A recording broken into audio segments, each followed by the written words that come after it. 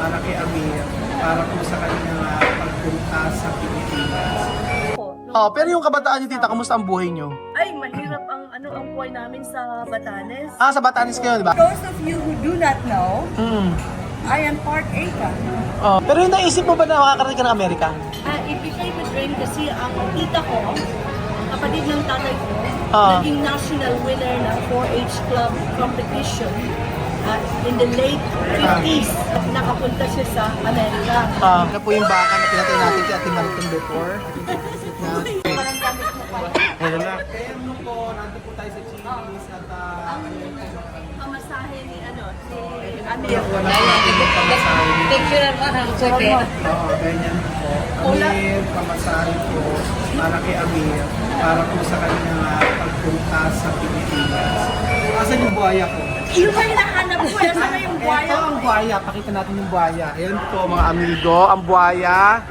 Oh, buhaya. Totoong buhaya. Peking buhaya. Totoong buhaya. Anak ng buhaya. Kontraktor na buhaya. At saka, ito, ano po siya? Mayordomang buhaya. Eri po ang kanilang nanay. Ang dami kong anak na buhaya. Anak. So dati po siya trabaho sa DPWH. Joke lang. Hindi. Ano po siya? Taga-Amerika po yan. Tapos taga-Amerika po siya. Opo. Ang kanyang asawa ay isang farm. O, di ba? Yun na ako. Byuda, oo. Pero ang gaganda ng mga anak niya. Pero magpasalamat tayo kasi kung di dahil sa yumaw kong kasama, hindi tayo makakatulong. Makakatulang kay Amir. Opo. Pero nakaka-bless po kayo kasi nakita ko po yung mga anak niyo talaga napalaki niyo na maayos. Tapos ang gaganda. Oo, ang ganda ng anak niya. Bow? Iba, hindi pa ka-level yan, ka-level, yan, ganda. Ang sana I would live long enough for Amir to meet my son because his master's degree is in educational leadership from Arizona University. Pero yung undergraduate niya is from Purdue University. So Christopher, if you're hearing this, one of the reasons that I am here is because of your dedication to the disadvantaged children in your area. Wow. Yes. Kaya siya pumupunta sa mga pagka ang bata ay hindi pumasok kasi principal lang ano. Pag ang isang bata ay hindi pumasok, nagtataka siya, pupuntahan yun sa bahay. Eh, sabi ko mag-ingat kasi yung mga neighborhood na yun, sa rough neighborhood, you know. Yung pagbabawal nyo kay Aya na pumunta sa isang lugar, katubad ko. Ganun din. Oo. Tapos sabi niya, bata, bakit? Thank you. Ayun, sila inalagaan ng mabuti. Sabihin niya, ako nang bahala sa pagkain niyo, at saka yung hotel niyo, o ano ka mang kailangan, ako nang bahala. Basta, pumasok pa. So yun talaga ang forte niya. Yung important niya. And then, ngayon, hindi na siya principal kasi mahilig sa baseball yun. Kaya pala gusto mo sa pag-baseball din si Amir. Oo. Ngayon, athletic director na siya. So, he oversees all the sports in the school. Football, soccer, softball, baseball. Now, all of those coaches report to him now. So, yun ang ano niya. Yun ang ginagawa niya. Yung isang anak niyo po, sino mas matanda? Si Jamie? Siya. Si Jamie, pangalawa. Si Jamie ang pangalawa. So, si Christopher, 4 years ang agwat nila. Nung pumunta ako sa Amerika, ang sabi ng asawa ko, dapat 4 years ang agwat para pinagpapawisan ako sa program nito. Pero yung anak niyo, artista ang tsura no? Hindi niyo inano mag-artista? No, I never Bakit? mentioned anything like that. Because my belief is in the diploma from the university. Yun ang paniniwala ko. Kaya noon, nagtataka sila, lalo na yung panganay ko, Mom, why are they always asking me to go to the Philippines and become a celebrity? Oh, celebrity. And I Maganda kasi said- anak, tsaka gwapo. Parang artista. And I told him, because that's not important to you or to me. Ah. What's important is you're highly educated, Hmm. you know. And I also counsel them not to have a girlfriend or a boyfriend at an early age, Ah. because this is what I believe as a mom. Once you already have that diploma, hindi mo na kailangan manligaw o maghahabol ng girlfriend. Tumindig ka lang sa street corner and then you just wave your diploma, pipilahan ka ng ng mga babae. Ang babae. You know? It's my saying. It's my saying. Usually naman kasi tita, yung mga nag-sponsor talaga, yung education talaga yung reason kaya kung bakit sila nagbibigay eh. Kasi yun talaga napakahalaga. Kaya nga, di ba nang umuwi kami dito, ang daming nanonood kasi naabangan nila yung bata, kung ano matututunan, ano yung improvement sa kanya. Pero sa 1 year, marami naman na-improve sa kanila eh.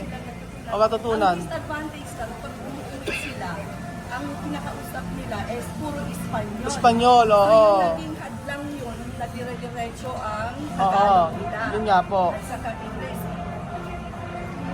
But even then, nag-i-English pa rin sila. Nag-i-English pa rin naman sila. This time around, pag bumalik sila Hmm. kay Daddy Roel and Mami Lenlen, mag-Tagalog sila, mag-English, you know. Apa. So, wala akong sinasabi na masama ang magsalita ng Espanyol. But the objective is for them to become multilingual. Because one day when they finish their college, the interviews will not be in Tagalog. I guarantee you that. And it wouldn't be in Spanish unless you're in Spain or in Mexico. Maybe they'll interview you in Spanish. But generally, here in this country and in America, job interviews are done in English. So it's very important that they are fluent orally and in written Apa. English. Pero sa Amerika dati, ano po trabaho nyo? Ako? May palamunin lang ako. Pasmado talaga. And, Ganito ang usapan namin ng asawa ko. Habang maliliit pa ang mga anak Anak namin, mo, ikaw- ako sa bahay. sa bahay. Kasi yung formative years ng bata, importante na kasama ang nanay. Nanay, yes. Tapos, sabi niya, pagka nag-full day na sila sa school, Apa. pwede na ako maghanap ng part-time job. Apa. So, yun. Nung full day na sila sa school, Nag-part-time ka na. part-time job ako sa grocery store. I was a cashier. Pero let me go back. Una kong trabaho sa Walmart. I was a humble stalker. Doon ako sa likod. Sa likod. Oo, pag dumadating yung mga boxes of merchandise, Apa. nilalagyan namin yun ng presyo. And then, kasi noon hindi pa yung digital. We still use the pricing gun. Tapos, ilagay namin sa shopping cart. And then, we roll it to the sales floor. And then, ilalagay namin sa mga shelves. Apa. Yun ang una kong trabaho noon. And then, later on, na-promote ako sa toy department. Oh, that was a nightmare. Apa. Bakit Kasi po? yung mga bata, pag inayos mo na yung mga display, darating yung mga bata. Guguluhin. Oo, guguluhin. Oh my God. Pero dito yung time sa dito sa Pilipinas, kumusta yung buhay niyo dati? Ngayon, na-enjoy ko yung independence ko. Pero before, tita, yung bata ka pa, di ba dito ka lumaki? Or sa Amerika na agad? 21 years old ako. Pero yung kabataan niyo, tita, kumusta ang buhay niyo? Nung kabataan, yung bata pa kayo. Ay, mahirap ang buhay namin sa Batanes. Sa Batanes kayo, di ba? Oo, sa Batanes ako ipinanganak. So, alam mo kung paano ako nakaraos ng high school. Working student ako. Naghakot yung bisat noon, pinapatayo pa. So, in-encourage kami na mag-enroll doon dahil bago.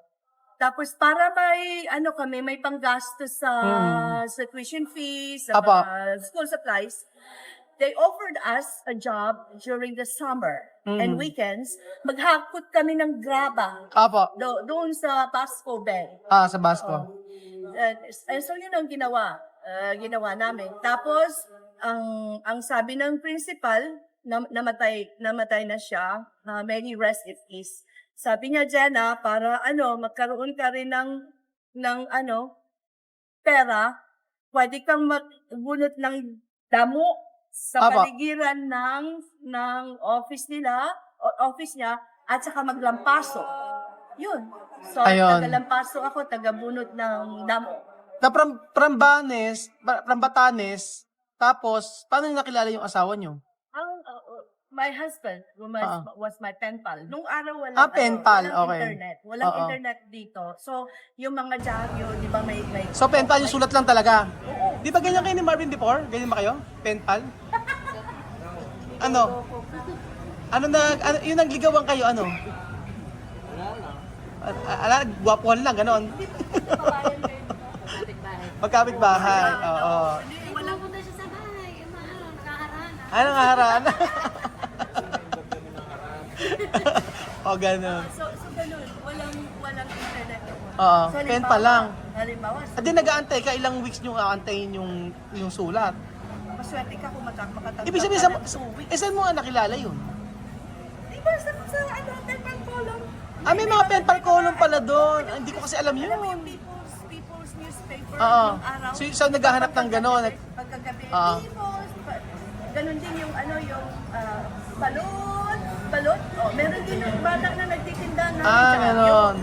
So, pagkatapos- kinuha mo yung number, ganon, yung address, tapos nag-message ka. Kasi mamimili ka, may mga matatanda, mga divorce na, Oo. ganon, maraming anak.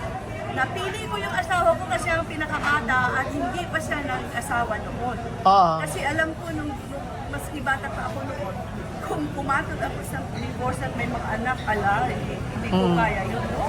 Oo. So, siya, 28 years old siya noon. Buti na lang, nagkasundo kami. So, pinapunta niya ako doon. Dati hindi pa mahirap pumunta sa Amerika eh, no? Oo. Ngayon, hindi na pwede. Hindi na ngayon, iba na ngayon eh. Oo. They're very strict na sila. Naabutan niyo ba yung mga backless passport, yung mga ganyan? Hindi ko alam kung ano yun. Ano yun? Backless passport, yung ginawa ni Madam nag-Singapore before. Joke lang. Binabanatan ni Saina. Kanina buhaya. Hindi po, huwag yun na po alamin yun. Tapos pagkayari, nag-penpal kayo. Ilan taon kayo nag-penpal? Walang taon, 8 months. 8 months lang. Ganyan kabilis na. Ang bilis pala dati. Nahulog sa alintog. Oo, hindi. Ang ganda. Sabi niya, naku, kunin ko na ito. Asaway ko napakabigani. Oo. Pagdating ko doon, ay demonyo pala ito pa ito. Sorry, biro ko lang yan. Ala, Ano mo ba yung salita sa Batanes? Ah? Ano yung salita sa Batanes? Nagkakamami na mahakay mo, Rowel. Ano pong salita yun? Sabi ko, ang kisig mo lalaki, Rowel. Ibatan. So Oo. you would refer to me as an Ibatan Ibatan woman. ka. Ibig sabihin, Ibatan tribe ka. Hindi ko alam kung may tribo. Basta ang alam ko Oo, yung di ba? ko, mestizong Eta. Na-destino sa Batanes noon pa. Mm-mm. Oo. Tapos napangasawa niya ang lola ko. So for those of you who do not know, Mm. I am part Eta. Oh. What do you say? Straight. Ang ganda. Oh, kinis. Hindi. Yung tsura niya kahit na di ba? Kita pa rin talaga yung ganda sa Yung kanya. mga views sabi sa Oo. ako na itong babae ito. Ano? Kagalagahan ng maganda. Napakaganda. Napakaganda, oh. Ay, nakita mo? Nasa bakas po na. Nasa bukas na mukha eh. So kami po, yan po, yan kami. Kami po, maaga lang po kami nabulok. De, joke lang. Ano? Pag tumidad ka, ganyan ano. Oh. Tingin ko nga eh. Tago niyo may damit ngayon. Susuotin ko yung Yung height hindi na mababago, madam. Yan na yun. Sa shame lang ito. Dapat ganyan yung outfit. Madam, dapat maligay yung outfitan mo. No? Pagbaba mo ng sasakyan, tapos sabi kasali ka sa tupad. So yung isang dahon, mawawala siya ng 7 tupad. So bababa ka ganyan, ihatid kita ng sasakyan. Ganun ba? Ano po? Hindi ito, vlog na ito, pinagpapakisan ako. Kaya i-check daw nila yung check natin, sabi gano'n. Kung okay yung pagkakaano. Would you like to have some steak sauce? Okay naman siya. Ay, yun na pala. Yan, may steak sauce. Okay na po, sir. Yung steak. Okay naman. Okay naman, mukha naman siyang ano. Mukha naman siyang, mukha, Orders for food, ma'am. If you need anything, please don't hesitate to inform us. Not a problem. Okay. Okay, shot. June. Yes, ma'am. nag-i-English yung mga tao dito. Nag-i-English din. Parang nasa Amerika. Nasa Amerika ko yung bedroom. Parang nasa Amerika, English kasi salita nila. Ano sagot mo sa kanila? Yes. Yes. O yan. Tama ba yung yan? Tingin natin. Ano ang mahuli? Ay. Sarap. Ang sarap. Oh, titikman natin mga amigo yung eto. Ano ang lasa, Kuya Belgium? Tikman natin, Kuya Belgium. Tikman natin saglit. Oh, tikman lang natin saglit to para mainan natin.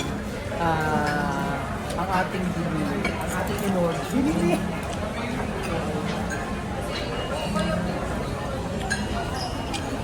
Tikman natin. Okay na, tama-tama ka na. Kapalo. Harap.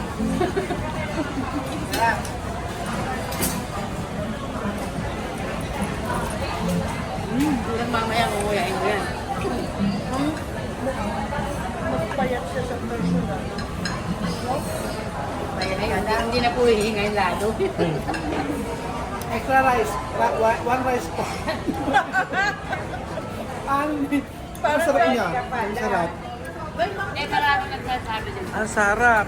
Hindi ba, Kuya Belgium? Ang gusto ko pang sabihin, alam mo yung anak ng lalaki? Kahawin di ano yung Mark. Wait. Ano ba? Ano ba? Ang Sabi galing. ko, ang galing ko magluto, tingnan nyo, oh. Ganun pala, no? Just kidding. Kala ko pag fish and chips may chips. Nung pala, hindi pala. Actually, ang tawag nila Oo. sa England ng French fries Ah. is chips. They call French fries chips, fish and chips.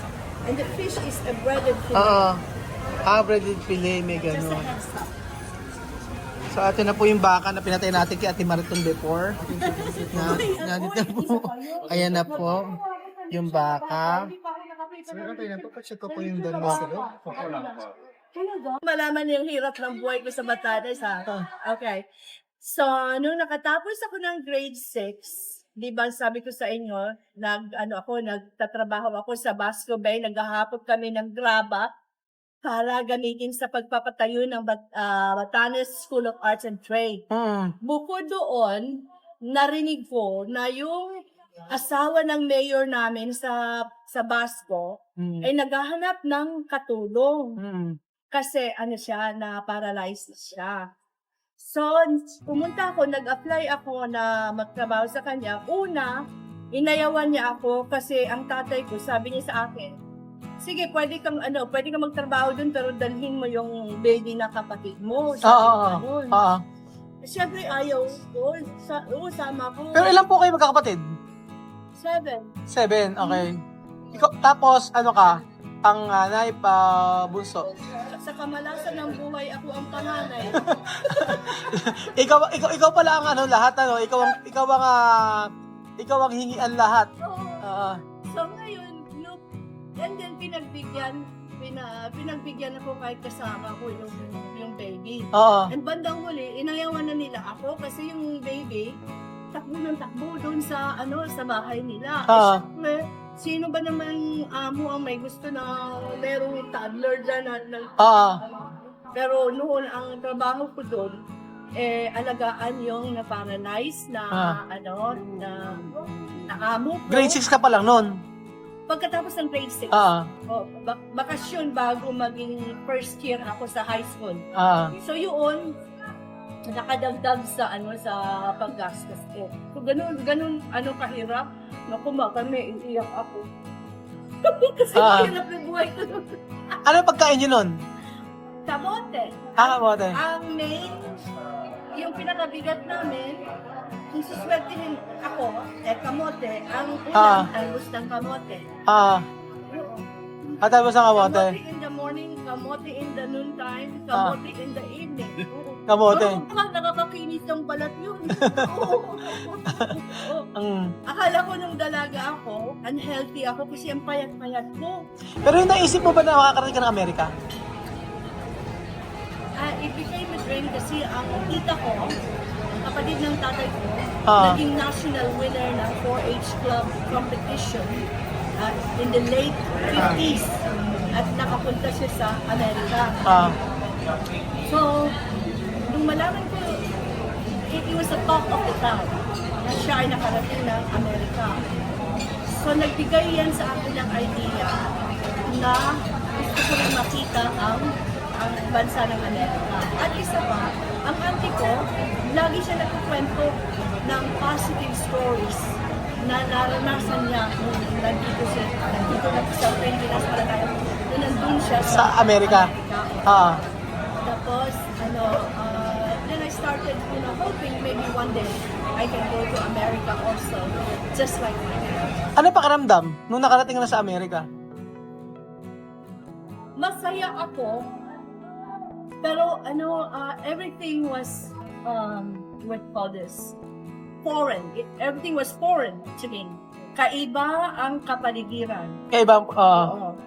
Sa Chicago ako, bumaba. O'Hare International Airport. Well, Chicago is a very big city. So you can just imagine my amazement in comparison to what the size of NAIA used to be. Ang tawag sa hindi pa siya NAIA noon eh. Merong domestic. Yung international airport. Kaiba siya talaga. But alam ko na it was a blessing na nakarating ako doon, because now there's a possibility that I can experience progress. I have a chance to better myself, Pero bago ang lahat, I have to have my green card first. Otherwise, I can't get employment. Pero nung nasa Amerika ba nung nasa Amerika biglang maganda agad ang buhay mo o talagang Of course not. nag-start ka sa I started we have a very humble beginning, So I don't know what it's like to be rich. I'm a working class person, And the only difference is kung working class ka sa Amerika, you have more benefits. So yun ang pagkakaiba. Kakaiba? But then again, lahat ng kinikita mo, nakaano na yan, it's been spoken for. You pay for your rent, you pay for your rental insurance, you pay for your car, you pay for your car insurance.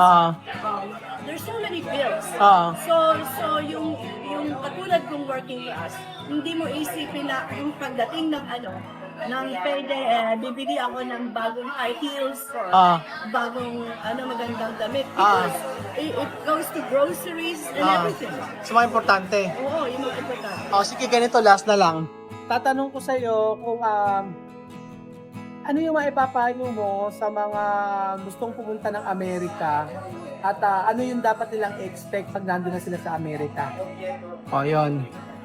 Una sa lahat, kung pupunta kayo sa Amerika, you go there legally. Okay. Ayaw mo yung pupunta ka sa Amerika na TNT, papahiya mo pa ang aming bansang sinilangan. Okay. Ayaw ko yung nangyayari sa border ng South America and kasi ako, nung pumunta ako sa Amerika, sinunod ko lahat ng requirements ng Amerika. Hindi ako pumunta doon maging turista ka tapos ka na. Ano yung dapat nilang expect? Na kung ikaw ay if you go there legally. Legally? I'm not gonna talk about people who just show up there illegally. Okay. But for those who went there legally and you want to improve your life, be prepared to work.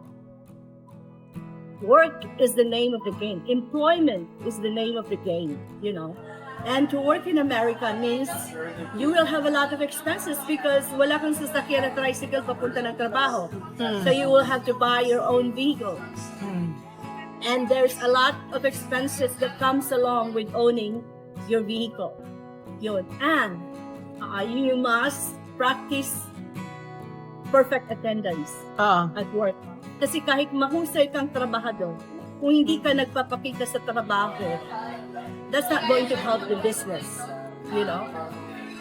Kung hindi ka magaling sa trabaho, may pag-asa pa na ma-train ka ng employer na gumaling ka. Pero kung ikaw ay absent ng absent, walang makakatulong sa iyo doon. Matatanggalan ka ng trabaho. So, I don't want to advise people that, let's just say, my suggestion is this. If you're going to pick to work in America, make sure you go to work regularly. And you make sure you undergo the training that is required. That's very important.